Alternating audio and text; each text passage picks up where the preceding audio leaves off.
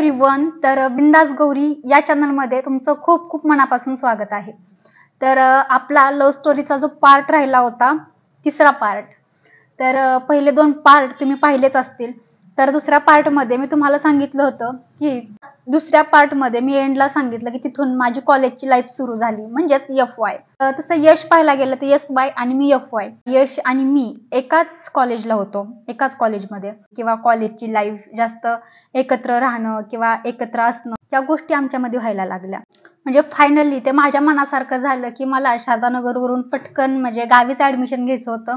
कारण लहानपणापासून गावीच वाढले किंवा त्या गोष्टी झाल्या, त्याच्यामुळे मला नव्हतं राहावं तिथे.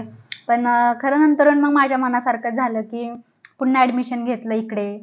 मी जसं पुढे गेली तसं मला शारदानगरला वेगळ्या मैत्रिणी, तसं इकडे वेगळ्या मैत्रिणी झाल्या, म्हणजे शाळेतल्या वेगळ्या, परत कॉलेज लाईफमध्ये माझ्या वेगळ्या मैत्रिणी झाल्या. माझ्यासोबत एक मैत्रीण असायची, मग तीच मला सपोर्ट करायची किंवा असं फोनवरती बोलायला देत होती. तिचा फोन असायचा तेव्हा मग ती मला तिचा मोबाईल वगैरे देत असायची, तेव्हा आम्ही मग बोलायचो. तेव्हा यशचं आणि माझं टायमिंग सेमच होतं कॉलेजचं.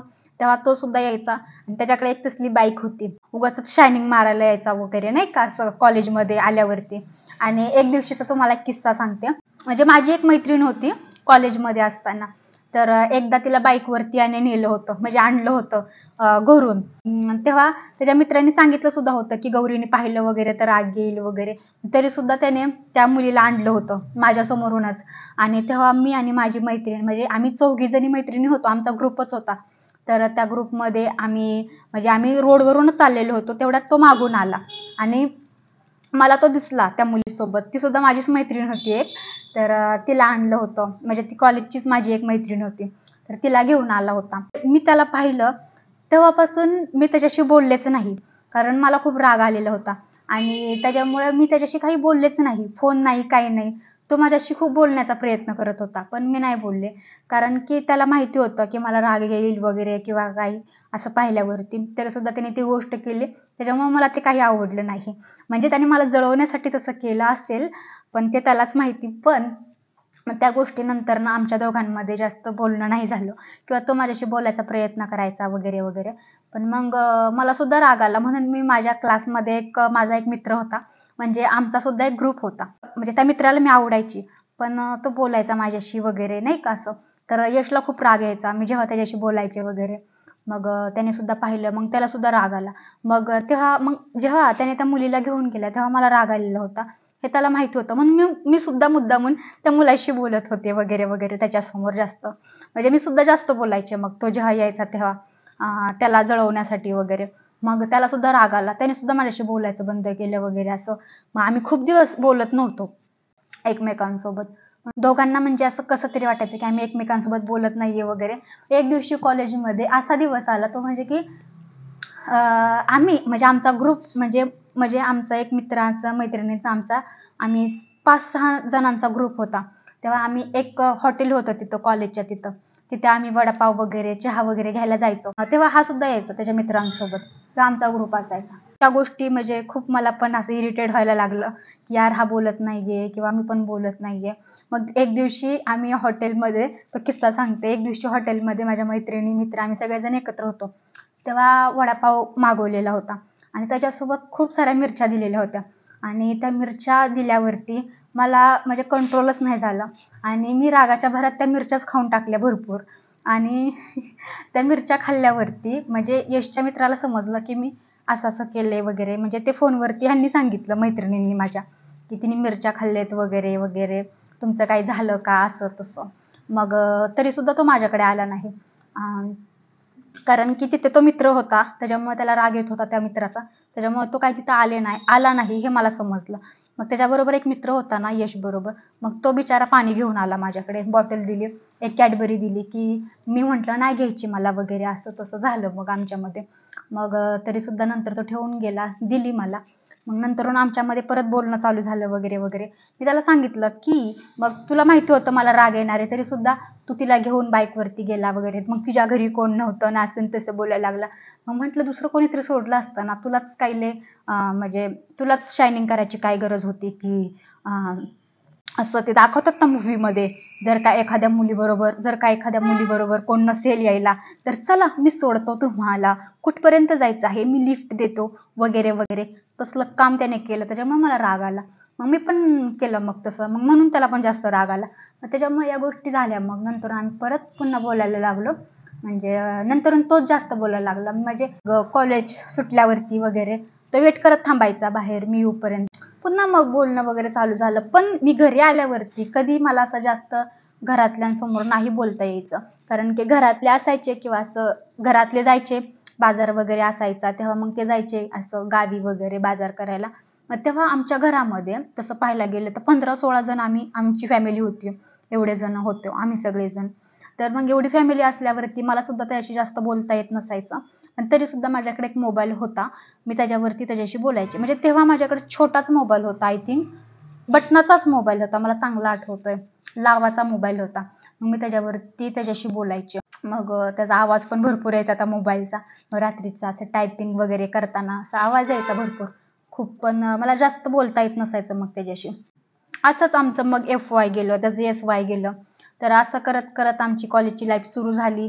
असंच येणं जाणं, किंवा तो कधी कधी मला कॅफेमध्ये भेटायला यायचा. पण घरचे कुठे गेले असेल तर आम्ही मग भेटायचो वगैरे. म्हणजे तो सुद्धा मामांना घाबरायचा आणि मग माझ्या घरचे सुद्धा तिथे सगळी फॅमिली असल्यामुळे मला सुद्धा भीती वाटायची. मग या गोष्टी चालत राहायच्या आमच्या घरी सुद्धा. या गोष्टी नंतर नंतर समजायला लागल्या.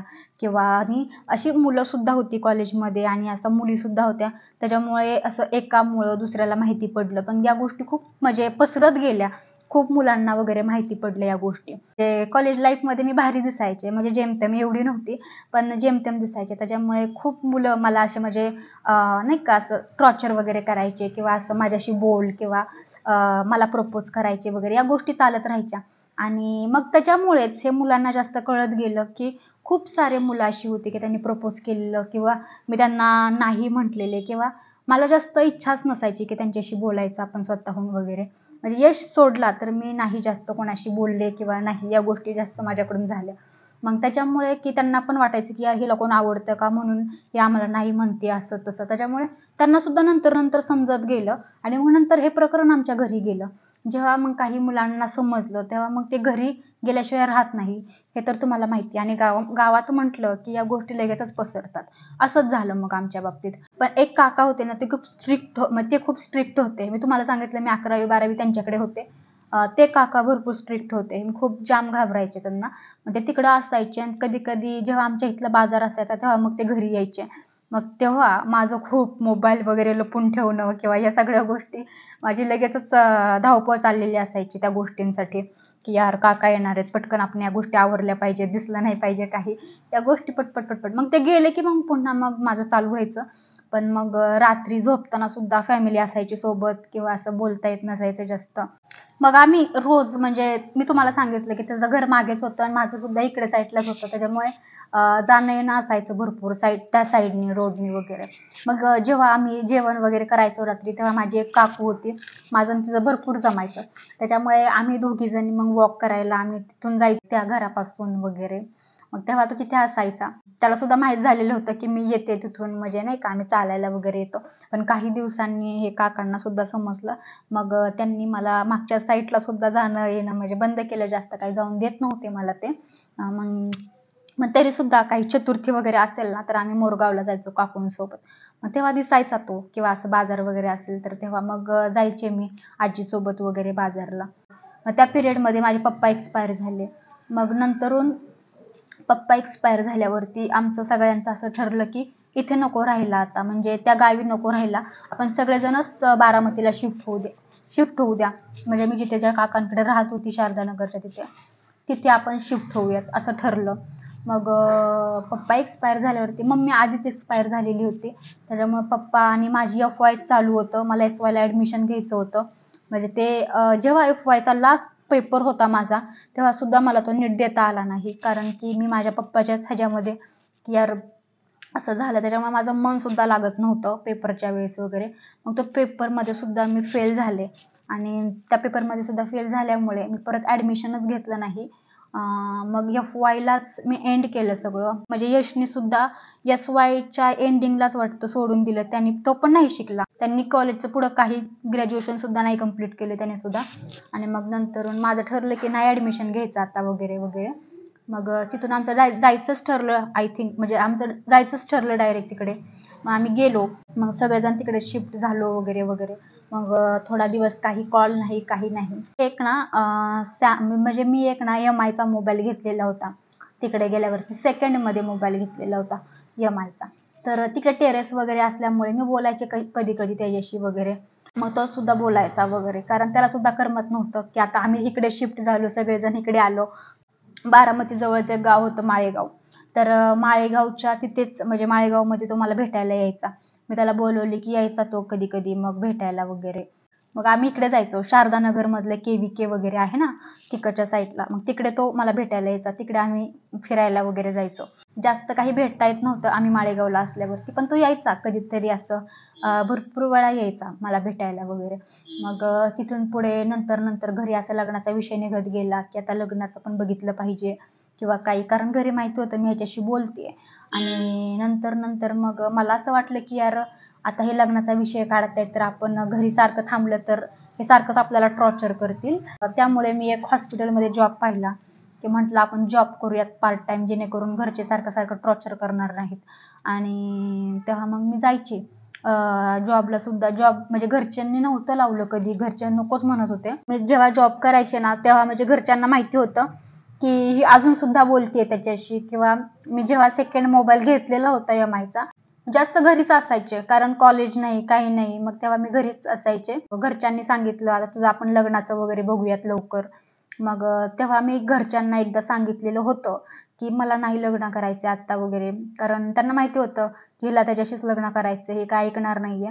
आणि एक तर आधीच घरच्यांचं त्यांचं क्रॉस असल्यामुळे काकांना इच्छाच नव्हती त्यांच्या घरात द्यायची मला म्हणून. तर मग अशा तऱ्हेने आमच्या दोघांचं फिक्स होतं की आम्ही एकमेकांशी लग्न करणार आहोत. आणि कारण त्याला मी आवडायचे भरपूर, कारण मला सुद्धा तो आवडायचा. त्याच्यामुळे आमच्या दोघांचं ठरलेलं होतं की एकमेकांशी लग्न करायचं, मग काहीही झालं तरी चालेल. मग नंतरून मी असंच करत करत थोडा दिवस म्हणजे टाळाटाळ केली की मला नाही लग्न करायचंय, कारण त्यांना माहिती होतं का नव्हतं करायचं वगैरे वगैरे.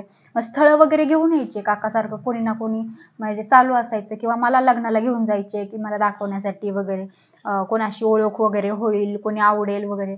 पण नाही, माझ्या मनामध्ये ते नव्हतंच, कारण की त्यांना असा खूप श्रीमंत मुलगा हवा होता किंवा जास्त पैसे पाणी वगैरे चांगलं हवं होतं असं, म्हणजे त्यांना पाहिजे होतं की. पण मला माहिती होतं की यश सारखा मुलगा मला नाही भेटणार, किंवा जे मला तो जीव लावतो किंवा माझ्यावर खूप प्रेम करतो, म्हणजे मला अजून काही नको होतं. आणि त्यांच्या मनामध्ये तसं, पण ते त्यांच्या जागी बरोबर होते की हे त्यांच्या जागी बरोबर आहे. जरी आज माझे आई वडील असते तरी सुद्धा त्यांनी हेच सुचवलं असतं की नको करू किंवा वगैरे वगैरे. पण ते आपण पाहतो ना, मी स्वतःहून त्याला चूज केलेलं होतं की तो कसाही असेल, किंवा म्हणजे मी त्याला स्वतःहून चूज केलेलं होतं तो कसा आहे किंवा काही. नंतर नंतर घरच्यांनी पण थोडीशी टाळाटाळ केली त्या गोष्टींना जास्त प्रोत्साहित करण्याची. पण नंतर नंतर घरचे सुद्धा टॉर्चर करायला लागले या गोष्टीसाठी की तो आता लग्न कर वगैरे वगैरे. म्हणजे घरच्यांची तशी मेंटॅलिटी होती पहिल्यापासून की हिने लवकर लग्न केलं पाहिजे, लवकर हिने आता गेलं पाहिजे लग्न करून, नाही का. खूप म्हणजे खूप अवघड होते घरचे. मी तुम्हाला आता हे 4थ्या पार्टमध्ये सांगेल. माझा आणि घरच्यांचा वाद झाला तर हे कसा स्फोट झाला, आमचं प्रेम आहे हे कसं समजलं, किंवा मी त्याच्याशी बोलतेय हे कधी समजलं घरी, तर हे सुद्धा मी तुमच्याशी 4थ्या पार्टमध्ये शेअर करेल. आणि तिथून माझा आणि घरच्यांचा वाद झाला तेव्हा मी रात्री 11 किंवा 12 वाजताच घराच्या बाहेर पडले होते. तेव्हाच मी तिथून एका मैत्रिणीच्या रूमवरती राहायला गेले आणि तिथून मी 2 वर्ष रूमवरतीच होते. तुमच्याशी 4थ्या पार्टमध्ये शेअर करणार आहे. तर आजच्या पार्टमध्ये बस इतकंच. आजच्या पार्टमध्ये फक्त मला तुम्हाला माझी कॉलेज लाईफ किंवा आमचं रिलेशन वगैरे या गोष्टी दाखवायच्या होत्या. आता आपण परत भेटूयात 4थ्या पार्टमध्ये. तोपर्यंत तुम्ही काळजी घ्या आणि माझ्या चॅनलवरती जर का नवीन असाल तर चॅनलला सबस्क्राईब करा, एक लाईक ठोका आणि भेटूयात पुन्हा दुसऱ्याच ब्लॉगमध्ये, दुसऱ्या लव्ह स्टोरीच्या पार्टमध्ये.